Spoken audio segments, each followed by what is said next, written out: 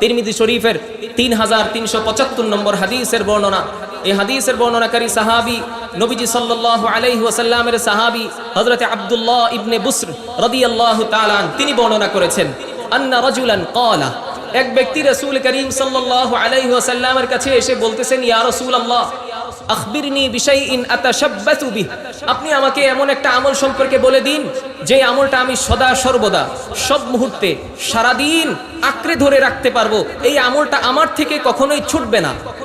এবং তিনি এটাও এসে বলেছিলেন, ইন্না শারাইআল ইসলামি ক্বাদ কাসুরাত আলাইয়া, রাসূলুল্লাহ সাল্লাল্লাহু আলাইহি ওয়াসাল্লাম ইসলামের যে বিধিবিধান, ইসলামের যে বিধান, এগুলো আমার কাছে অনেক বেশি বলে মনে হয়, সবগুলোর উপর আমি আমল করতে পারি না, অনেক সময় ছুটে যায়। আপনি আমাকে এমন একটা আমল বলে দিন যে আমলটা আমি সদা সর্বদা সব মুহূর্তে করতে পারবো এবং এই আমলটা আঁকড়ে ধরে রাখতে পারবো, আমার থেকে কখনো এই আমল ছুটবে না। দেখেন রাসূল কি আমল বলেছেন।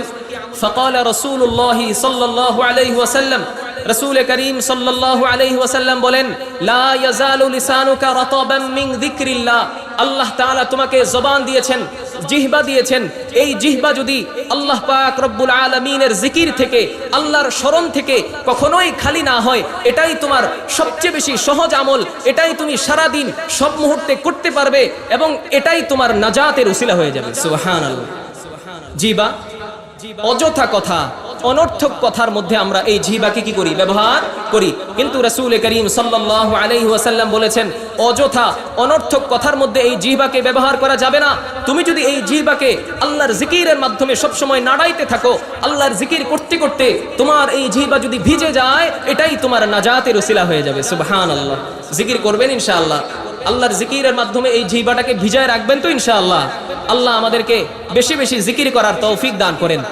তিরমিজি শরীফের 3376 নম্বর হাদিস, নবীজি সাল্লাল্লাহু আলাইহি ওয়াসাল্লামের সাহাবী হযরতে আবু সাঈদ খুদরি রাদিয়াল্লাহু তাআলা আন এই হাদিস বর্ণনা করেছেন।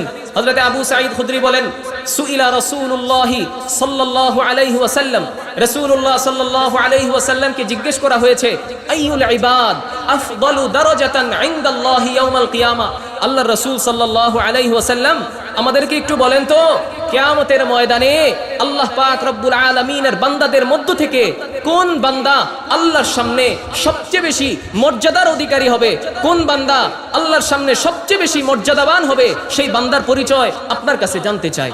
ফাকালা রাসূলুল্লাহি সাল্লাল্লাহু আলাইহি ওয়াসাল্লাম, রাসূলুল্লাহ সাল্লাল্লাহু আলাইহি ওয়াসাল্লাম বলেছেন, আয-যাকিরুনাল্লাহা কাসীরান ওয়ায-যাকিরাত, দুনিয়ার জমিনে থাকতে আল্লাহর কোন বান্দা বান্দি, দুনিয়ার জমিনে থাকতে আমার কোন উম্মত যদি আল্লাহ পাক রব্বুল আলামিনের বেশি থেকে বেশি জিকির করে, আল্লাহ তাআলাকে বেশি বেশি স্মরণ করে, কিয়ামতের ময়দানে আল্লাহর ওই বান্দা বান্দি আল্লাহর সামনে সবচেয়ে বেশি মর্যাদাশীল বান্দা হিসেবে উপস্থিত হবে। সুবহানাল্লাহ।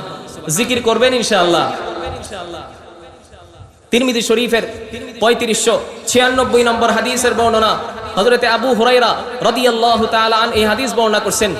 রাসূল করিম সাল্লাল্লাহু আলাইহি ওয়াসাল্লাম বলেন, সাবাকাল মুফরিদুন, মুফরিদুন অর্থ হচ্ছে হালকা পাতলা। কি বলেন? হালকা পাতলা। তো রাসূল সাল্লাল্লাহু আলাইহি ওয়াসাল্লাম বলেন, হালকা পাতলা যারা, তারা আগে আগে চলে গিয়েছে, তারা অগ্রগামী হয়ে গিয়েছে। সাহাবায়ে কেরাম এই কথার অর্থ বুঝেন নাই। সাহাবায়ে কেরাম রাসূলুল্লাহ সাল্লাল্লাহু আলাইহি ওয়াসাল্লামকে জিজ্ঞেস করলেন, ওয়ামাল মুফরিদুনা ইয়া রাসূলুল্লাহ, মুফরিদুন বলতে কাদেরকে বোঝানো হয়? হালকা পাতলার ব্যাখ্যাটা রাসূল জানতে চায় আপনার কাছে। রাসূলুল্লাহ সাল্লাল্লাহু আলাইহি ওয়াসাল্লাম উত্তর দিয়েছেন, আল মুস্তাহতারুনা ফি যিকরিল্লাহ ইয়াদউ যিকরু আনহুম আসকালাহুম ফায়াতুনা ইয়াউমাল কিয়ামাতি খিফাফা, আমার উম্মতের মধ্য থেকে যেই উম্মত আল্লাহ পাক রব্বুল আলামিনের জিকিরে বেশি বেশি লিপ্ত থাকে এবং এই জিকির তার গুনাহের বোঝাগুলো হালকা করে দেয়। সুবহানাল্লাহ। জিকির গুনাহের বোঝা কি করে? হালকা করে দেয়। ফায়াতুনা ইয়াউমাল কিয়ামাতি খিফাফা, এই গুনাহের বোঝা হালকা অবস্থায় তারা কিয়ামতের ময়দানে আল্লাহর সামনে দাঁড়াবে। সাবাকাল মুফরিদুন, এই গুনাহের বোঝা হালকা অবস্থায় তারা আগে আগে জান্নাতে চলে যাবে। সুবহানাল্লাহ। তাহলে কি বুঝলাম এই হাদিসের মাধ্যমে? জিকির আমাদের গুনাহের বোঝা কি করে? হালকা করে দেয়। গুনাহের বোঝা মাথায় নিয়ে আমরা কত জায়গায় ঘুরি, আজরাইল কবে চলে আসবে তা কি বলতে পারি? বলতে পারি না। এই জন্য এই গুনাহের বোঝা যদি হালকা করতে চাই, তাহলে আল্লাহ তাআলার বেশি বেশি জিকির করতে হবে। এবং এই গুনাহের বোঝা হালকা অবস্থায় আল্লাহর সামনে উপস্থিত হব এবং এই গুনাহের বোঝা হালকা অবস্থায় আমরা আগে আগে জান্নাতে চলে যাব। জিকির করবেন তো ইনশাআল্লাহ। আল্লাহ তাআলা আমাদেরকে বেশি বেশি জিকির করার তৌফিক দান করেন।